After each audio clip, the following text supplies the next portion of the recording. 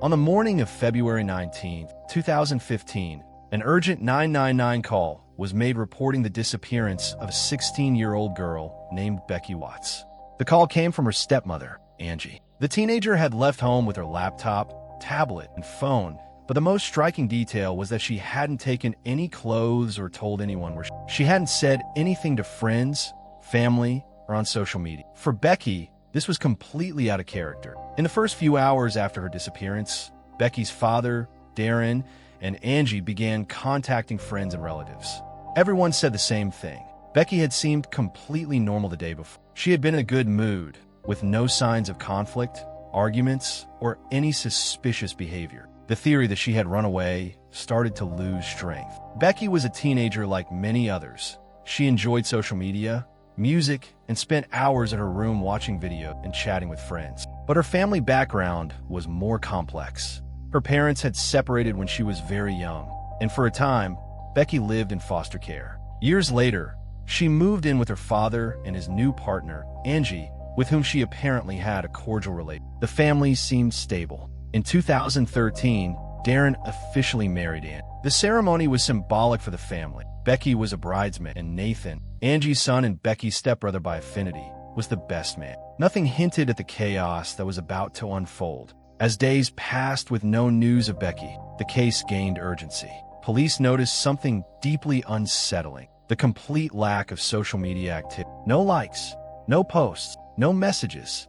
For someone her age, this was a strong indication that something was seriously wrong. Search efforts intensified. Local police scoured wooded areas near the family's home, vacant lots, forests, and parks. Volunteers joined the searches, and national media began covering the case. Headlines featured Becky's face alongside the word missing. The entire community was mobilized.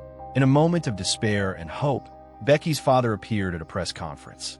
In tears, he pleaded for his daughter to return. He said she wasn't in trouble, that there would be no punishment or judgment. They just wanted to know she was safe. His appeal was sincere and emotional, touching the hearts of thousands. Soon, 6 search teams were mobilized. Sniffer dogs, helicopters, and support forces from other regions were brought in. The hashtag #FindBecky went viral on British social media. Ordinary people shared information, photos, theories, and updates. The case was no longer just about one family. It had become a matter of national concern. At this point in the investigation, one question hung in the air. If Becky didn't leave willingly, then what happened to her? And more importantly, who was behind her disappearance?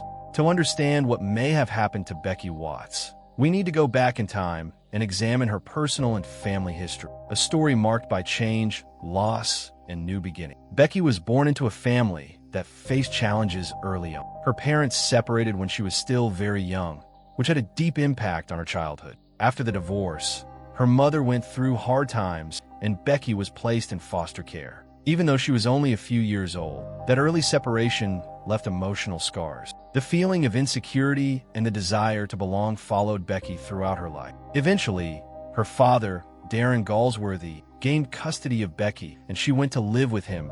At that time, Darren was in a relationship with Angie, who would become his wife in 2013. By marrying Angie, Darren brought Becky into a household that, at first glance, appeared stable and loving. During the wedding, Becky played an active role. She was a bridesmaid, while Nathan Matthews, Angie's son from a previous relationship, was chosen as best man. The family seemed close, at least on the surface. Photos from that time show Becky smiling in white, surrounded by a festive, joyful atmosphere. But behind the happy images, silent tensions lingered. Nathan and Becky, though technically step-siblings by affinity, did not share a close relationship. Some sources suggest Becky felt uncomfortable around him, though she never openly expressed it. She was reserved, but intuitive. She could sense when something fell off. Nathan Matthews was a withdrawn, quiet young man who rarely interacted with Becky or other family members. Although he lived elsewhere, he frequently visited Becky's. To many, he seemed like a strange, introverted older brother. But for Becky, his presence may have meant something deeper, feelings she perhaps never managed to put into words. Another important figure in the family dynamic was Angie. As a stepmother, she tried to maintain harmony in the household, but later reports would reveal that her relationship with Becky was unstable. There were moments of closeness, but also episodes of distance and discomfort. Still, nothing seemed to suggest that a crime could happen within that family. Becky also maintained a close relationship with her biological mother, even though they lived apart. She often visited and kept in regular contact through messaging. This maternal connection was a source of emotional security for Becky. That's why, when her mother heard about the disappearance, she immediately stated, "My daughter would never go missing without telling me." This complex family context, a sensitive teenager with a history of emotional instability, living between two homes and trying to adapt, helps us understand the depth of the mystery. Becky was loved, but she was also surrounded by silence. And in those silences, something terrible was hiding. What no one could have imagined was that the most dangerous link in her life wouldn't come from strangers, but from someone much closer. As days passed with no trace of Becky, police began treating her case as a top priority investigation. The detectives no longer had doubts. This wasn't a voluntary disappearance. Becky had vanished under highly suspicious circumstances, and every hour counted in the race to find her alive. The focus of the investigation quickly broadened. Police began collecting security footage from the neighborhood. Not a single recording showed Becky leaving the house that day. This raised the possibility that she may have been taken from inside her home or the immediate surroundings. What was once treated as a disappearance was now officially a possible abduction. In addition to tech analysis, investigators began interviewing everyone who had contact with Becky in the last 48 hours. Friends, teachers, neighbors, family members. Most statements did not point to any unusual behavior. Becky didn't seem distressed or troubled. On the contrary, she seemed excited about school plans and personal projects. By now, national media coverage was intense. TV programs, newspapers, and radio stations asked the public. Becky's face was everywhere. The community responded with empathy and mobilization. Volunteers went out, posted flyers, organized search groups, and created support networks. Police operations expanded. Over 100 officers were assigned to the case. Specialists in missing persons and abduction joined the task force. Helicopters searched from above, while drones and sniffer dogs combed trails and wooded areas. Abandoned sites were searched. Sewers, warehouses, railway lines, even cemeteries. Every possibility was investigated. Meanwhile, Darren, Becky's father, continued to speak to the media. In one particularly emotional interview, he held a photograph of his daughter and said, voice trembling, "If you're hearing this, please come home. You're not in trouble. We just want you back." The nation was deeply moved. Social media became both a tool of hope and rising tension. The hashtag #FindBecky trended nationally and crossed borders. Messages of support came from all over the UK. People who had never met Becky joined in prayer, solidarity. Yet alongside hope, unease began to grow. Something wasn't right. The total lack of physical evidence began to unsettle investigators. No clues, no eyewitnesses, no bank activity, no attempts at contact. The disappearance was clean, meticulous, which ironically raised more red flags. At that point, one detail began to stand out to detectives. The last people to see Becky alive were Nathan Matthew, her stepbrother by affinity, and his young girlfriend, Shauna Hoare. Both had been at the house that day. Both claimed to have barely seen her. Both gave oddly similar statements. Nathan and Shauna's accounts seemed rehearsed. They said Becky was in her room, that they barely interacted with her, that they left soon after, but their tone fell off. Trained to spot micro-expressions and inconsistencies, the officers raised an internal suspicion. Nathan and Shauna knew more than they were saying. Without concrete evidence, all the investigators could do, for now, watch. But tension was mounting. The eyes of the entire nation were now on the case, and everyone wanted the same answer. Where's Becky Watts? As days passed and the mystery deepened, the investigation began to take a new turn. Police decided to intensify the interrogations of Nathan Matthews and Shauna Hoare, the last people to see Becky alive. Their behavior during questioning was, at the very least, suspicious. Nathan, usually reserved, became even more withdrawn. He answered in short sentences, avoided eye contact, and seemed disconnected from the seriousness of the situation. Shauna, on the other hand, alternated between a casual tone and moments of visible nervousness. Despite that, their stories remained aligned, too aligned. Police began comparing their statements line by line. The times, The phrases, the smallest details were practically identical. Rather than providing reassurance, this raised suspicion. Investigators believed the two had rehearsed their stories in advance. And when questioned separately, small inconsistencies began to emerge. Shauna claimed she stayed at the house for only a few minutes. Nathan said they stayed a bit long. Shauna said Becky was calm. Nathan hesitated before answering. The details didn't match. That's when police decided to dig deep. Becky's father's home underwent a detailed forensic inspection. The team searched for any trace, strands of hair, fingerprints, invisible bloodstain. In Becky's room, something finally drew attention. A small stain on the baseboard near the bed. Initial tests indicated it could be blood. The area was sealed off. The sample was sent for urgent lab analysis. Meanwhile, detectives began mapping the connection between Nathan and Shauna. They discovered their relationship was unstable and that when Shauna met Nathan, she was underage. Nathan had lied to his family, claiming she was already of legal age. What once seemed like an unusual relationship now took on a darker tone. Police also began searching Nathan's electronic devices. On his computer, they found suspicious searches, stun guns, physical restraint methods, and, most disturbingly, how to hide a body. There was still no direct evidence, but the noose was tightening. Nathan continued to deny any involvement. He said he hadn't seen anything, didn't know anything, and that Becky was fine the last time he saw her. But his behavior grew increasingly cold. When asked about the emotional impact of Becky's disappearance, he gave vague, emotionless responses, a stark contrast to Darren's visible grief. While awaiting lab results, investigators brought the pair in for another round of interrogation. This time, they pressed harder. They pointed out inconsistencies, showed Shauna screenshots of old messages, and presented the first bits of physical evidence. The goal was clear: break the silence. Then a turning point. Lab tests confirmed that the blood found in Becky's room was hers. Alongside the stain, Nathan's fingerprints were also identified. From that moment on, the case shifted. It was no longer a disappearance. It was likely a homicide. Tension rose to a new level. Police now believed that Becky hadn't just vanished. She had been killed inside her own home. And the main suspects were far closer than anyone could have imagined. With confirmation that the blood was Becky's, the investigation entered a new and darker phase.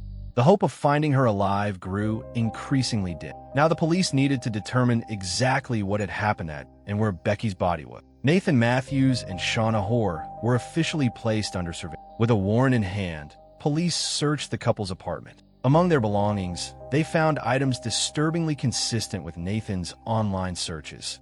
Heavy-duty duct tape, gloves, a stun gun, and a hospital-style mask, all carefully. During the search, investigators also discovered scraps of paper with handwritten notes. One chilling phrase stood out: Plan B, keep under control, if not terminate. These cold and direct words were interpreted as part of a premeditated plan. As evidence mounted, Nathan was brought in for another interrogation. This time, he refused to speak. His lawyers stepped in, and police decided to play their final card, confronting Shauna with everything they had found. Under pressure, Shauna began showing signs of emotional collapse. She denied direct involvement, but let slip comments that suggested she knew more than she had admitted. Based on the gathered evidence, police formally arrested Nathan Matthews and Shauna Hoare on suspicion of murder. The arrest shocked the nation. A stepbrother? His girlfriend? How could this be possible? What was the motive? The case exploded in the public eye. Days later, Nathan's lawyer delivered an official confession to the police. In it, Nathan claimed his original plan was to kidnap Becky, using the stun gun to subdue her and keep her restrained for a few hours. He said the intent was to scare her, to teach her a lesson, as he called it. An absurd and cruel justification. However, according to his version, when Becky realized who was behind the abduction, she panicked. Nathan then struggled with her and strangled her to death. The brutality of the act was horrifying, but what came next was even more shocking. After the murder, Nathan allegedly placed Becky's body in the bathtub and spent hours dismembering it. He used household tools, plastic bags, and cleaning products. The goal was to hinder identification and hide her remains in various locations. Forensics confirmed that Becky suffered more than 40 injuries, most of them post-mortem. The official cause of death was suffocation by strangulation. The The coldness with which the crime was carried out revealed a level of calculation and inhumanity rare even in the worst criminal case. Becky's remains were eventually found in a nearby house, stored in boxes and bags hidden in a shed. Police tied all the pieces together. Becky's, Nathan's, and Shauna's DNA were found on all material. The puzzle was complete. The press didn't hold back. Monstrous crime, family barbarity, hell inside the home. The entire country was horrified. Becky Watts' name went from missing teenager to the symbol of a brutal crime committed by those who should have protected her. Following the arrest of Nathan Matthews and Shauna Hoare, the details of the crime came to light, and each new revelation was more disturbing than last. Becky's murder hadn't been impulsive. It was calculated, meticulously executed, and coldly hidden for days. The investigation revealed that Nathan had bought the stun gun weeks before the crime. He also purchased duct tape, a surgical mask, and industrial cleaning supplies. Police concluded that Becky was killed in the morning of February 9th. Nathan entered his stepsister's room with his face partially covered, activated the stun device, and tried to restrain her. But Becky fought back. When she recognized him, Becky screamed and struggled. Nathan then strangled her. The physical confrontation, the panic, and trauma left clear signs, and after killing her, he wrapped her body and moved it to the bathtub. Meanwhile, Shauna remained in the house. According to her version, she did not participate in the murder directly, but she knew what was happening. She helped clean up, bought products to mask the smell, and even resumed normal life with Nathan in the following. The couple acted as if nothing had happened. In the days after the crime, Nathan and Shauna searched Google for terms like "where could Becky be" and "latest news Becky Watts." They joined Facebook groups created to help in the search.